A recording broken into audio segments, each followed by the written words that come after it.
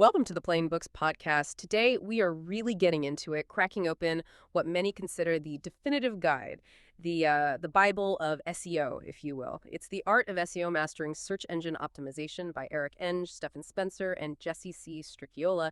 And when you look at this book, I mean, it's not just a book. It's got multiple editions, right? It started back in 2009, then to 2012, 2015, plus contributions from people like Mary Tressler, Angela Rufino, Rob Woods. It's a massive undertaking.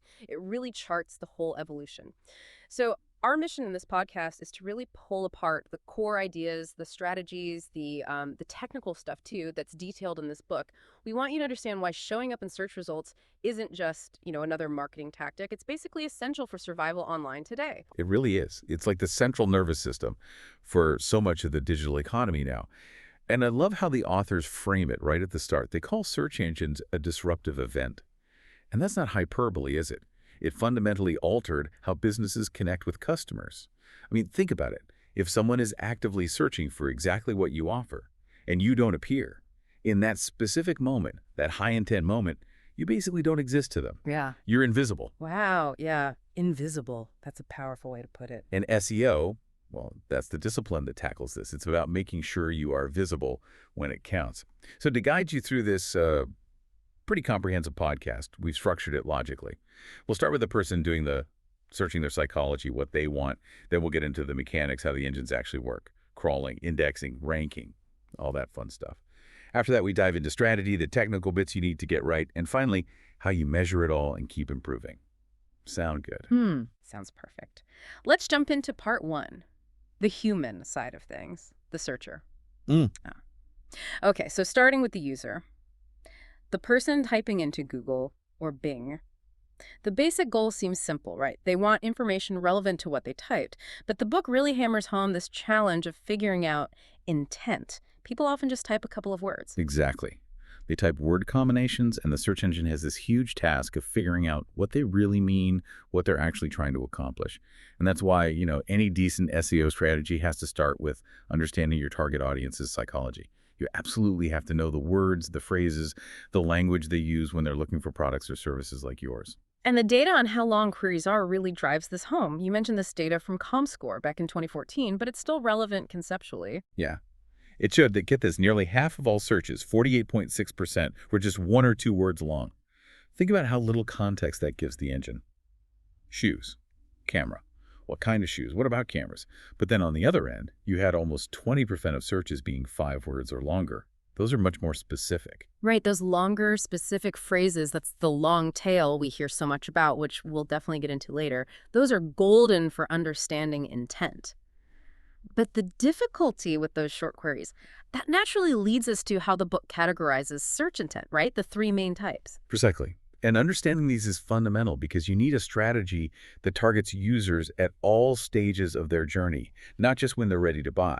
The 3 main categories are 1, navigational. This is when someone just wants to get to a specific website. They type Facebook or maybe the actual domain name. Usually these aren't a huge SEO focus because the person already knows the brand they want. Okay, so they already know where they're going. Right. Then number 2, informational. These are broader questions. Things like how to bake sourdough bread or what is climate change. These are super important for SEO. It's your chance to get your brand seen, to become a trusted source of information, build that early confidence. So building trust before they're even thinking about buying from you. Exactly. And then the 3rd type is transactional. These are the queries where the intent to do something, often buy something, is clear. Think buy running shoe size 11 or cheap flights to Hawaii. The book uses a great example. Someone might start searching for digital cameras, that's informational. Then later they search for Olympus OMD price. Now that's getting transactional. If you only optimize for that final Olympus OMD price term, you completely missed the chance to influence them when they were just researching digital cameras. You lost them early on. That makes total sense. You have to be there throughout the whole journey. And all this searching, all this intent, it all plays out on one critical piece of digital real estate. The search engine results page, the SRP. The SRP, yeah, that's the arena, the battleground. And the book mentions eye tracking studies showing how critical it is. User attention patterns have changed too as SRPs got more complex, with maps, images, videos, all those interactive bits. People scan differently now. So let's break down that SRP. The book has diagrams, but what are the key pieces we see on, say, a typical Google results page? Okay, so typically you've got the query box at the top, obviously. Then often some vertical navigation options, images, news, maps, etc. You'll see info about the number of results. Hmm. Crucially, you see the paid ads, the PPC advertising, usually at the top and sometimes the bottom. You might see Google shopping results, those product listings with images and prices. And then the main event for SEO, the natural or organic or algorithmic results, the ones you earn. And the data on where you rank in those organic results is just stark, isn't it? It's brutal. The book cites data showing position 1, the very top organic spot, gets an average click-through rate, CTR, of about 17.16%. That's huge. But drop down to position 5, just 4 spots lower, and that CTR plummets to 3.50%. It tells you everything. Being on the first page isn't really the goal anymore. You need to be in those top few spots. It's an economic necessity. 17% at number 1 is massive. But it makes me think, are we sometimes too focused only on the organic side? What if you have that number 1 organic spot and you're running a prominent paid ad on the same page? Now that's where things get really interesting and maybe a bit counterintuitive, like you said. There was an Ad Guru survey mentioned that found something fascinating. Combining a top paid ad with the number 1 organic result can actually increase the click-through rate on the organic listing. Wait, really? Having a paid ad helps your organic clicks? Yeah, by as much as 20% in some cases. The thinking is, it creates this perception of overwhelming authority and market leadership. If Google ranks you first organically, and you've paid to be highly visible, the user subconsciously thinks, wow, these guys must be the absolute leaders. It builds trust and draws more clicks overall, even to the organic link. It's synergy. That's wild. And the SRP itself isn't static, right? It keeps changing. We had universal search back in 2007. Right, that was a big shift. Google started blending results from its vertical searches, images, videos, news, local listings directly into the main web results page. It wasn't just 10 blue links anymore. And then came an even bigger evolution in May 2012. The knowledge graph. Okay, the knowledge graph. What exactly is that doing? Think of it as Google building its own massive encyclopedia, but one where everything is connected. It uses structured databases to understand entities, people, places, things, concepts, and the relationships between them. So if you search for, say, Edward Hopper, like the example in the book, you don't just get a link to his Wikipedia page. You get a box right there on the SRP showing his birth and death dates, his spouse, maybe pictures of his famous paintings. Google is trying to answer your question directly without you needing to click away. So from an SEO perspective, this changes the game again. We're not just optimizing for clicks anymore. We have to optimize for Google to understand our information well enough to present it directly as an answer. Precisely. It's the beginning of thinking about zero-click searches. Your strategy needs to include making sure your brand's key information, your facts, your identity, are structured in a way that Google's knowledge graph can easily digest and display. It's about visibility within the SRP itself. All right, so we understand the user and the SRP. Now let's peek under the hood. How do these search engines actually work? Understanding crawling, indexing, ranking, this is foundation level stuff for anyone doing SEO. Absolutely non-negotiable. And while, we naturally tend to focus on Google and Bing because they dominate in many markets, the book rightly points out that other major engines like Yandex in Russia or Baidu in China, they operate on fundamentally different principles sometimes. So context matters depending on your target market. Okay, but for Google and Bing, what are the core mechanics of how they rank pages? It basically rests on 2 huge pillars. The first one is document analysis and semantic connectivity. So the engine looks at the obvious places on your page for the keywords someone searched from the title tag, heading tags like H1s, H2s, the main body text. That's the traditional part. But it also automatically assesses the quality of that document. Is it well written? Is it comprehensive? And here's where it gets really sophisticated. Semantic connectivity. Semantic connectivity sounds complex. It does. But the concept is about understanding meaning and relationships between words. Engines build these enormous internal dictionaries and thesauri. They use concepts like fuzzy set theory, which basically means they understand shades of meaning, not just exact keyword matches. The example given is great. Search for aloha. The engine immediately connects that to Hawaii, tropical, maybe vacation. It doesn't strongly connect it to, say, Florida, even though Florida is also warm. It understands the context and associations, much like a human would, even if the exact words Hawaii aren't on the page it ranks. Okay, so it's understanding the topic more deeply than just matching words. What's the other pillar? The other massive pillar, the one that really put Google on the map originally, is link analysis. Think of it as an editorial endorsement. Mm. This comes from the original PageRank algorithm idea. A link from one website to another is essentially a vote of confidence, an endorsement. But, and this is critical, we quickly learned that not all votes are equal, not by a long shot. Right. The book makes a pretty dramatic claim about that. It does, but it's fundamentally true. It says a single link from a really authoritative, trusted website can be worth, wait for it, 10 million times more than another one. Mm. Now, that's illustrative, not literal math, but the point is huge EE. Authority matters immensely. So link analysis looks at who is linking to you, the authority of that linking site, what they say when they link the anchor text, the historical link data for your site, the overall context. It's incredibly complex. It's this combination of understanding the content semantics and understanding the authority links that really determines ranking ability. Okay, so those are the big concepts. But the book breaks down ranking factors into categories, right? 10 of them. Like domain-level authority, page-level links, content features. Yeah, it lists 10 broad categories, emphasizing these are just the basics, and there are hundreds, maybe thousands, of actual signals. Some key ones include domain-level link authority, that overall link profile, page-level link metrics, links pointing specifically to that page, page-level content and keyword use, user engagement signals like traffic and usage data, brand metrics, social signals. It's a lot. Let's maybe focus on a few specific factors the book highlights that show how Google's thinking has evolved, particularly towards user experience. What stands out? Okay, good idea. First, page speed. Matt Cutts announced this back in 2010.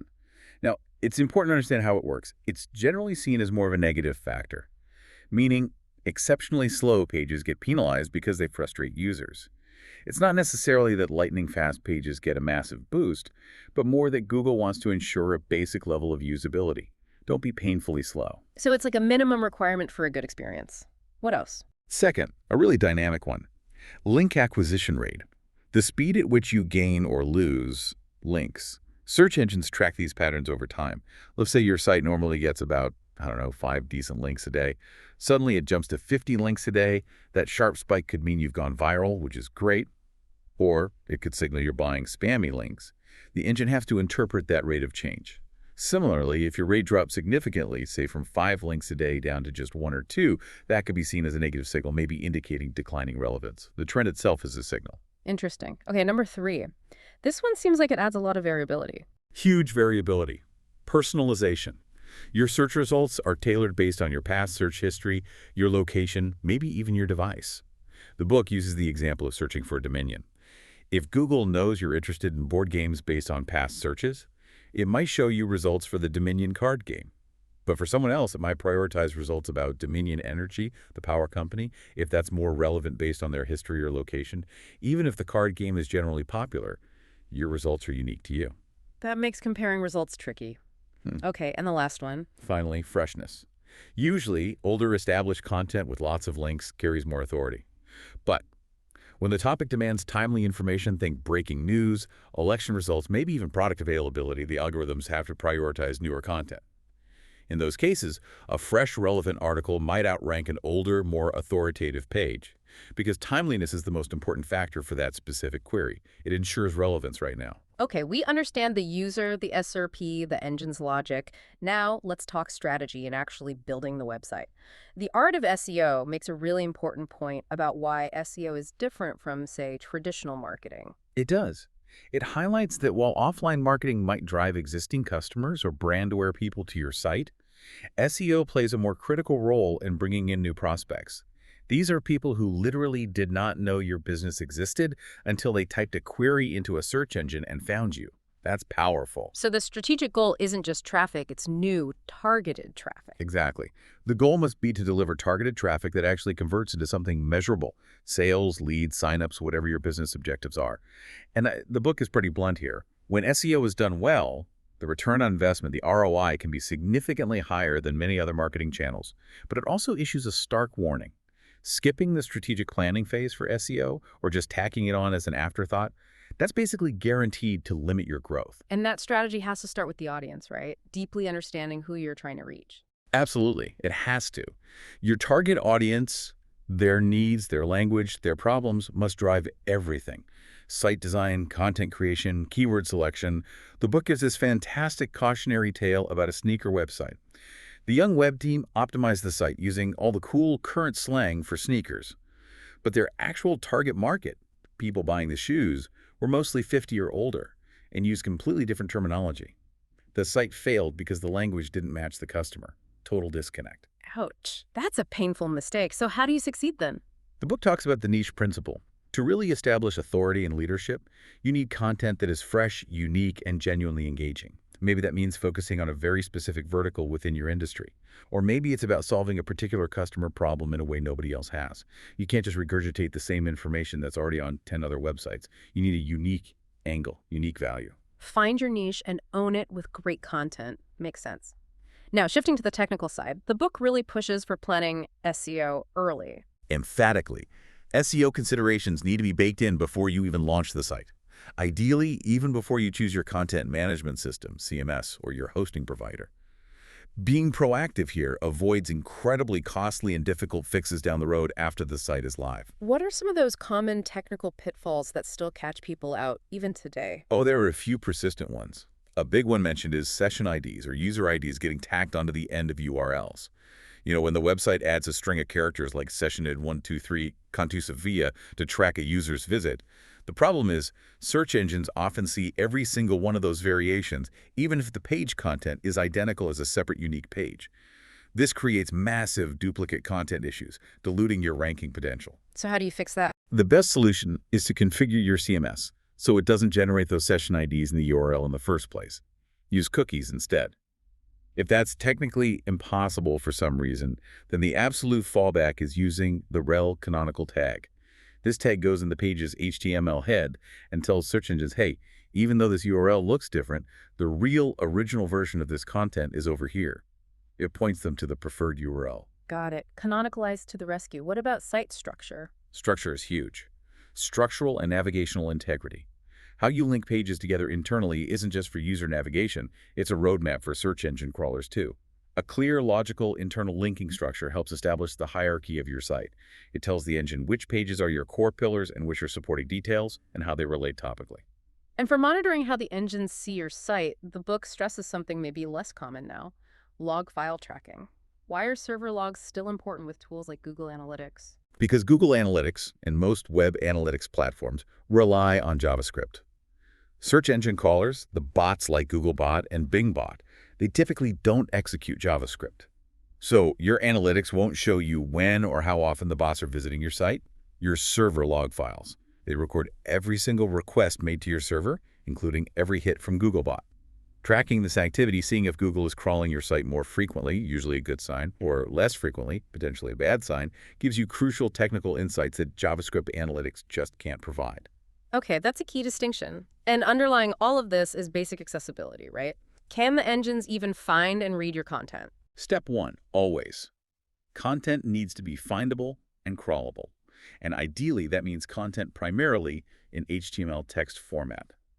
Search engines are much better now, but historically, content embedded solely within images, flash files, or complex JavaScript was difficult or impossible for them to read and understand its topic. Text is king. For controlling access, we have directives. The robots.txt file tells crawlers which parts of your site they shouldn't crawl, like admin areas. The book also touches on the nofollow attribute on links. Matt Cutts famously called trying to manipulate internal link flow with nofollow PageRank sculpting. Google basically adjusted algorithms to make that tactic largely ineffective because it was being abused. Right, trying to hoard the link juice. And for large sites. For very large websites or sites with complex structures where pages might be hard to find through crawling alone, the XML sitemap is essential. It's just a simple file formatted in XML that lists out all the URLs on your site you want the search engine to know about. It acts as a direct submission, helping them discover pages they might otherwise miss. All right, let's shift into the core of it all, keywords. The book places a huge emphasis on understanding the long tail of search. We shouldn't just focus on those obvious high-volume terms. Absolutely. The classic concept, but still so relevant. Those popular head terms, the 1- or 2-word queries, they might only account for something like 30% of all search traffic. The other 70%, the vast majority, comes from the long tail. These are the millions of less frequent, much more specific, often longer, more conversational search queries. Think best lightweight hiking boots for wide feet under $150 instead of just hiking boots. So the strategic challenge is, how do you possibly target all those millions of unique long tail searches? You can't create a page for every single one. Exactly. That's not scalable. The solution the book proposes is content enrichment. You don't create a separate page for every minor variation. Instead, you make your core topic pages incredibly comprehensive and descriptive. So your main page about New York City pizza shouldn't just say we have NYC pizza. It needs content about different styles, Neapolitan, Sicilian, maybe common ingredients, the history, where to find the best slice. By building out that depth on the core page, it naturally starts to attract and rank for all those related long-tail queries about specific ingredients or styles, because the content is relevant. That makes sense. Build comprehensive resources, not thousands of thin pages. This focus on understanding the meaning behind queries, not just keywords, feels like it ties into a major Google update the book discusses, Hummingbird. Oh, definitely. Hummingbird, rolled out around September 2013, was a huge deal. It wasn't just an algorithm tweak. The book describes it as a fundamental rewrite of the core search engine platform itself specifically, the part that interprets the user's query. Its main purpose was to better understand conversational search. Think about how you talk to a voice assistant or type into your phone. Where's the nearest coffee shop that's open now?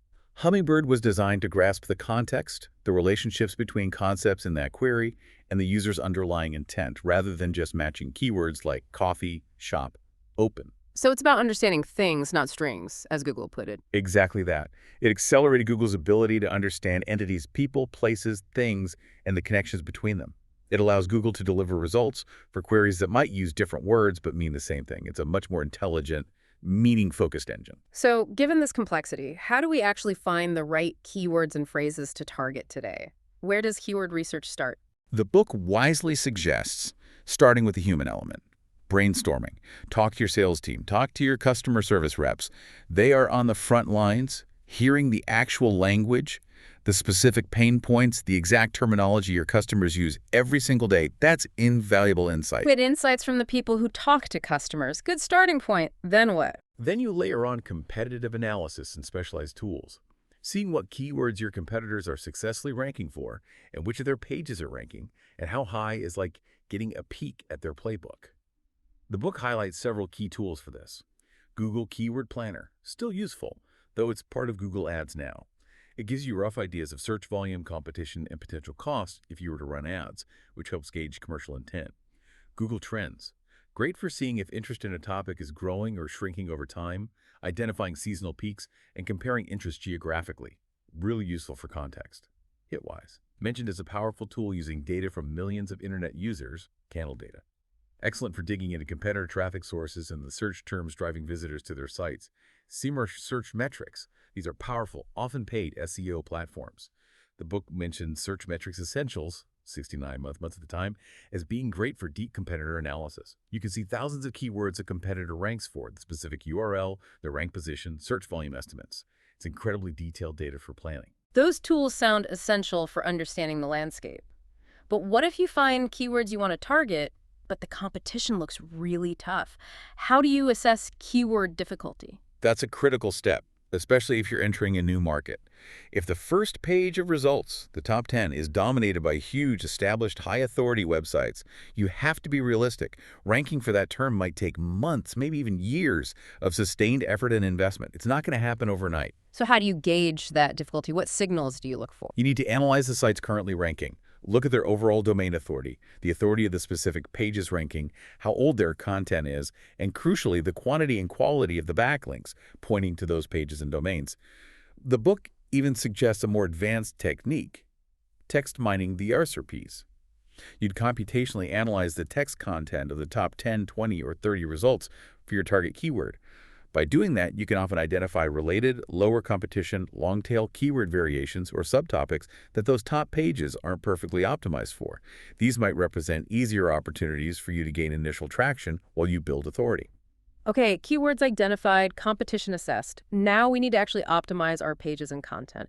What's the guiding principle here according to the book? The absolute core principle is content quality, user experience come first. Intelligent keyword usage supports that. It doesn't lead it. If you reverse those priorities, focusing only on stuffing keywords in, you end up creating spammy, unhelpful content that ultimately won't rank well anyway, and certainly won't convert visitors. User first, keyword second. Makes sense. What about specifics? Like how long should a page be? Does putting keywords in bold still matter? On content length, the book says there's no magic number. The ideal length is dictated entirely by the topic and the user's intent. Some queries demand quick, easily consumable answers. Others, like a complex guide, require thousands of words to be truly comprehensive and satisfy the user and capture that long tail we talked about. It depends. Basic optimization, like using relevant image file names and alt text, still helps reinforce the page's topic. But interestingly, the book specifically calls out that using bold-faced text for keywords, while maybe historically thought to have some impact, no longer appears to have a significant effect on rankings. So don't obsess over bolding keywords. Good to know.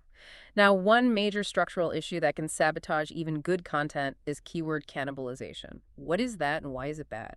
Oh, it's a nasty problem, especially for larger or older sites. Cannibalization happens when you have multiple pages on your own website, all trying to rank for the exact same important keyword phrase. What happens is the search engine gets confused. It doesn't know which of your pages is the most relevant one for that term. So it might split the authority between them or pick one seemingly at random. Effectively, your own pages are competing against each other, and you dilute your overall ability to rank strongly for that term. You're shooting yourself in the foot. So how do you avoid competing with yourself? It requires careful planning, maybe even mapping out your core terms on a flowchart. You need to establish a clear hierarchy. Use internal linking strategically. If you have a main authoritative page about mortgages and a more specific page about low-interest mortgages, the low-interest page should link back to the main mortgages page and ideally use the anchor text mortgages for that link. This signals to the engine. This is the main topic page. That one is more specific. It reinforces the structure. Clear hierarchy and smart internal linking. This sounds related to another big problem area. Thin and duplicate content. These can trigger penalties, right? Like Panda. Exactly. Google's Panda algorithm update was largely designed to target sites with low-quality content. Thin content refers to pages that just don't offer enough unique value. Think doorway pages, pages with barely any original text, maybe auto-generated pages from internal search results, or very weak affiliate pages. Panda can devalue sites full of this stuff. Duplicate content is when the same or substantially similar content appears on multiple URLs. This can happen due to technical issues, like those session IDs we discussed, or a CMS creating printer-friendly versions, or sometimes intentionally, like when licensing content. What are the consequences of duplicate content? Is it always a penalty? Usually, it's not a penalty in the sense of a manual action. More often, it results in a duplicate content filter. The search engine identifies the duplicates, picks what it thinks is the best or original version to show in the results, and simply filters the others out so they just don't rank. A true penalty is rarer and usually reserved for really egregious cases, like intentionally scraping and republishing massive amounts of content from other sites. But filtering is common. Okay, so filtering is the main risk. How do you deal with duplicate content if you find it? Well, the ideal solution is always to fix the underlying technical problem so that only one URL serves the content. That's the cleanest way. If you can't do that, or if you have old URLs that need to point to a new version, you use 301 redirects. A 301 tells browsers and search engines that the page is permanently moved to a new address, and it passes most of the link authority along. For situations where multiple URLs must exist, like for tracking parameters maybe, the rel canonical link element is the standard solution. We mentioned before it signals the preferred version. You could also use a meta name, robots content no index tag on the duplicate versions you don't want indexed at all. And if you syndicate your content to other websites, the book stresses you should insist they use a rel canonical tag pointing back to the original article on your site. That ensures you retain the primary authority. Lots of tools to manage duplication. Finally, in this section, let's talk URLs and redirects. What makes a good URL structure? The guidelines are pretty straightforward. URLs should be obvious, short, and descriptive. Ideally, a user and an engine can guess what the page is about just by looking at the URL. Avoid long strings of meaningless numbers or codes if possible. Don't stuff keywords unnaturally. And the book advises against chasing fads, like putting AAA at the start of your domain name or top whatever. Those things don't really help and can look dated. Keep it clean and clear. And when URLs do inevitably change site redesign, moving to a new CMS, restructuring content, redirects become critical. Absolutely essential. If you change a URL and don't redirect the old one, any links pointing to that old URL are lost. All that authority just vanishes. 301 redirects are the workhorse here. They permanently map the old URL to the new one, preserving user experience and, crucially, passing most of that valuable link equity.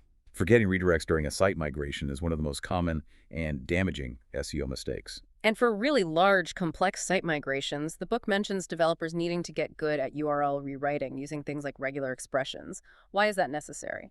Imagine you're changing the URL structure for thousands, maybe tens of thousands of product pages. Maybe you're going from yourstore.com/prod.id 123 to yourstore.com/widget blue widget model X. You absolutely cannot manually create a separate 301 redirect rule for every single one of those pages. It would take forever and be impossible to manage. This is where regular expressions, regex, and server configuration rules, like rewrite rule directives in Apache's .htaccess file, come in. Regex allows you to define patterns. You can write one sophisticated rule that says, essentially, any URL that matches this old pattern should be redirected to a new URL based on this new pattern, pulling specific pieces from the old URL to construct the new one. It lets you handle massive, site-wide URL changes efficiently with just a few powerful rules. It's a vital skill for technical SEO in large-scale projects. Let's dive into the link ecosystem. Links were the foundation of Google's original success with PageRank, but they've also been the most manipulated part of SEO, right? Oh, massively. The engines have had to evolve constantly to fight link spam and manipulation. Buying links, creating artificial link networks, it became a whole industry. Google learned quickly. For instance, they realized that getting 10 links from the same website isn't necessarily 10 times as valuable as getting one link. Often, multiple links from one source represent just a single overall editorial endorsement. So they put a dampener on the incremental value from the same site. This fight against manipulation led to major algorithm updates like Penguin. Penguin, what was its main target? Penguin specifically went after unnatural link patterns.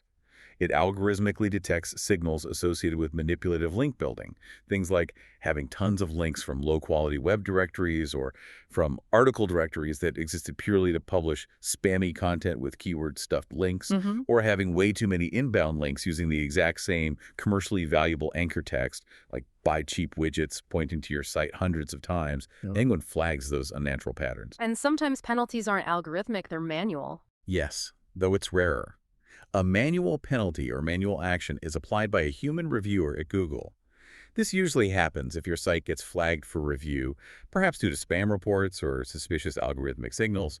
If they find clear evidence of violating webmaster guidelines, like participating in link schemes, they can apply a penalty, which will usually be communicated to you via Google Search Console. These can be severe, sometimes affecting the whole site's visibility. With all this risk of penalties, how do you know if a link is safe or ethical? The book offers a simple test. Yeah, the white hat test. It's a great gut check. You just ask yourself 2 questions about any link you're trying to get or that you've acquired. 1, would I still want this link if Google and Bing didn't exist? Does it drive real referral traffic? Does it align with my brand?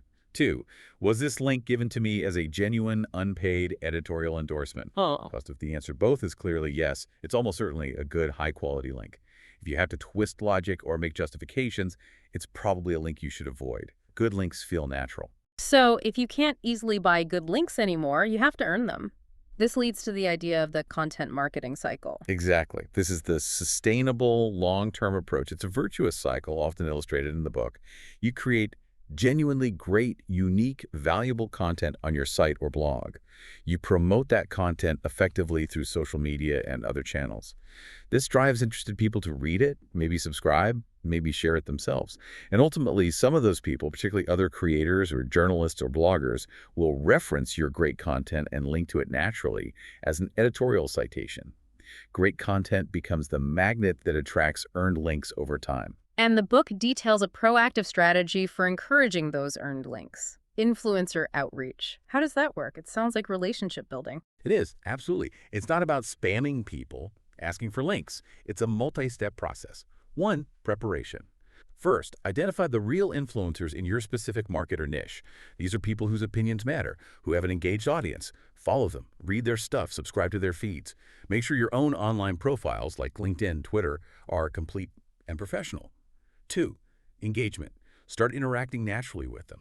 Don't just jump in asking for something. Reply thoughtfully to their tweets. Leave insightful comments on their blog posts. Share their content when it's relevant to your audience. Give value first. Build rapport. Be helpful. 3, refinement. You can use tools, the book mentions cred or clout, though tools evolve, to get a better sense of someone's actual influence and reach. This helps you prioritize who to focus your efforts on. Look for genuine engagement, not just follower counts. 4, the ask. Carefully, favorably. Once you build some rapport, then you might look for an opportunity. A very effective approach is to reach out when you're writing a significant piece of content yourself. Ask for their expert input on a specific point, maybe a quote. Mention you'll cite them prominently. By involving them in the creation process, they become invested. They're far more likely to share the finished piece with their audience and potentially link to it because they contributed. It's a win-win. That sounds much more strategic and, frankly, ethical than just begging for links. What about the role of social media itself in search? We know Google and Bing said they used social signals way back in 2010. Yeah, the idea was that activity on social platforms, shares, likes, followers, could reflect real-world relationships and authority, similar to how links represent editorial endorsements online. But the exact impact of social signals on core ranking algorithms has always been, well, murky and debated, and it changes. For example, the book notes that while direct signals from, say, Twitter activity might not be a strong direct ranking factor currently, social media is absolutely essential for content discovery and promotion. You can write the best article in the world, but if nobody sees it, you won't earn links or drive traffic. Social media gets your content in front of eyeballs. But social can have a big impact through personalization, right? The Google Plus example. That was a fascinating example, even though Google Plus itself isn't what it was. The book described how a search result might rank way down, say at hashtag 12, if you search incognito, without personalization. But for a logged-in user whose friends or connections on Google Plus had +1 dia, liked that specific content, that same result could jump all the way to position hashtag 1 purely because of those social connections. It shows how powerful personalization based on social graphs can be, even if it's not a universal ranking factor applied to everyone. It influences your results significantly. So what are the best practices for using social media effectively, if not directly for rankings? The key is in the name, social media. It's about relationship building, not just broadcasting your own stuff. Be a valuable member of the community. Proactively share great content created by others in your field. The book suggests the mantra, give more than you get, build goodwill. And when measuring success, don't just look at follower counts. Track engaged followers, engagement rates per post, and ultimately track the referral traffic coming from social channels back to your website, rather than expecting direct sales immediately from every tweet. Okay, good advice. Lastly, the book touches on leveraging specific large platforms. First, YouTube SEO. YouTube is enormous, basically the second biggest search engine after Google itself. But the challenge for brands, as the book points out, is that often YouTube gets the visibility and the links generated by a popular video, not necessarily the brand's own website. So optimizing for YouTube focuses heavily on metadata within the platform, crafting compelling video titles, writing detailed descriptions with relevant keywords, using appropriate tags, creating eye-catching custom thumbnails. The goal is to rank well within YouTube search, and also to potentially get your video featured in Google's main universal search results, leveraging YouTube's high domain authority. And the other big platform mentioned is Wikipedia. Why are links from Wikipedia so sought after? Because Wikipedia is generally seen by search engines and users as a highly authoritative and trustworthy source. A link from a relevant Wikipedia article can carry significant weight, but getting and keeping a link on Wikipedia is notoriously difficult. It requires extreme patience and a focus on genuine contribution first. The strategy outlined is, start by being a good Wikipedia citizen. Fix typos, add verifiable citations, improve existing articles with neutral, factual information. Maybe even earn Barnstar awards from the community for your contributions. Only after you've built up that credibility as a trustworthy editor should you even consider making edits related to your own company or website, and even then, they must be strictly factual, neutral, and well-sourced. Any hint of self-promotion will likely get reverted very quickly by Wikipedia's vigilant editors. It's a long game. All right, we've covered strategy, technicals, content, links. The final piece is measurement. If you're investing all this effort in SEO, you have to know if it's working. Absolutely fundamental. The book quotes the classic management adage, you can't manage what you can't measure. It's perfectly true for SEO. Practitioners have a responsibility to help their clients or organizations use analytics effectively to make informed decisions, not just guess. What's a simple but crucial practice for tracking progress? It sounds basic, but maintaining a detailed log or timeline of all significant changes made to the website is essential. Note down when you updated key content, when you implemented technical fixes, when you launched a link building campaign, when you changed the site structure. Because SEO results often have a time lag. If your traffic suddenly goes up or down 3 months from now, without that historical log, you'll have no idea which specific action might have caused it. You need that context to connect effort to results. Okay, keep a detailed change log. Beyond basic traffic tracking, the book talks about moving to advanced action tracking. What does that involve? It means going beyond just tracking page views or overall visits. You need to define and track specific actions that visitors take on your site that indicate they're moving closer to your business goals. This could be things like submitting a Contact Us form, signing up for a newsletter, adding an item to a shopping cart or wish list, downloading a white paper, or even clicking a share this or send to a friend link. These are micro conversions And why is tracking these specific actions so powerful? because it helps you understand which traffic sources, which keywords, which pages are actually driving valuable engagement, not just visits. It also helps tackle the big attribution challenge. It's often hard to prove that someone who first found your site via an organic search 3 weeks ago actually made a purchase today, especially if they came back via a different channel later and cleared their cookies. Direct last-click attribution often misses the initial touch point. But by tracking a higher volume of these mid-funnel actions, like the white paper download, you get better visibility into where organic search is playing a role in nurturing leads along the way, even if it wasn't the very last click. That makes sense. Track the steps along the journey. The book also warns against just obsessing over rankings, right? Yes, a common trap. Focusing only on where you rank for a few specific keywords, rather than looking at overall relevant traffic conversions and business impact, can lead you to make poor strategic decisions. Rank is a means to an end, not the end itself. To get a broader view of the market, you need competitive intelligence tools. Which tools does the book mention for comparing traffic and understanding competitors, and what are their limitations? It highlights a few, being clear about their potential biases. Alexa historically relied heavily on users who installed its browser toolbar, which skewed the data towards a more tech-savvy, potentially less representative audience. Compete aimed for broader data by using multiple sources, including ISP data and a large user panel, mentioned as 2 million users, trying to reduce the toolbar bias. Quantcast uses a different approach, often relying on websites putting Quantcast tracking pixel on their pages, supplemented with ISP data providing good demographic insights. The key takeaway is that no single tool is perfect. Using multiple sources gives you a better picture. And for analyzing competitor links. Tools like Open Site Explorer, now part of Moz, Majestic, and Ahrefs are mentioned as indispensable.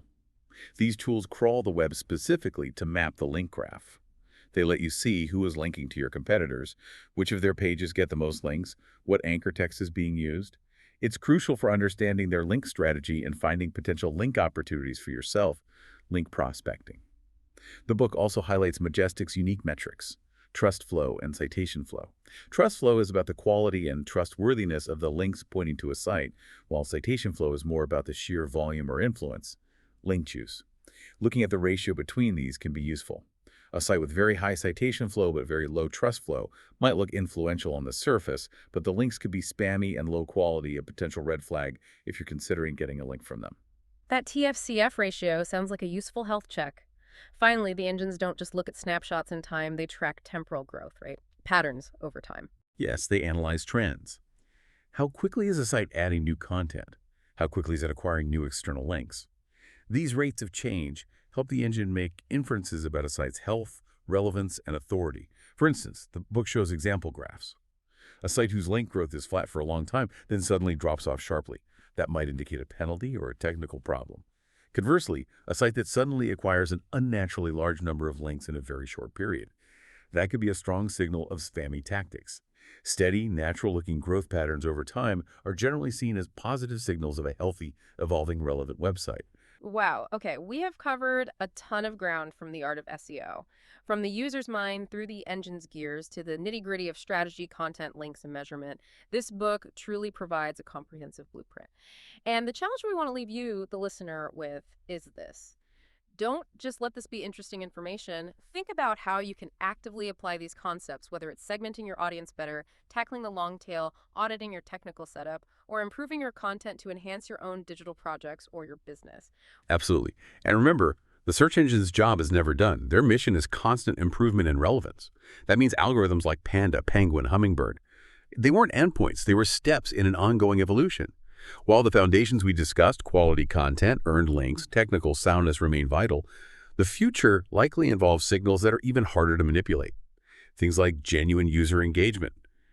Do people return to your site? Do they spend time there? Do they explore multiple pages? So the final provocative thought to leave you with is this. Imagine search engines disappeared entirely tomorrow. Would people still seek out and want to visit your website because it offers genuine value? If you can build that kind of site, you're building something truly sustainable. That's a powerful closing thought. If you want to go even deeper, get the step-by-step technical details, and really master the strategies we've outlined today, we strongly encourage you to pick up a copy of the book itself, The Art of SEO Mastering Search Engine Optimization by Enge, Stephan Spencer, and Jessie C. Stricchiola. We also encourage you to follow and engage with the authors and the many other brilliant minds sharing knowledge in the SEO community online, perhaps on platforms like Twitter or LinkedIn. Thank you so much for joining us for this incredibly detailed podcast. We hope you found it valuable. Please follow, subscribe, and maybe share the Playing Books podcast with others who are passionate about gaining expertise and understanding the forces shaping our digital world.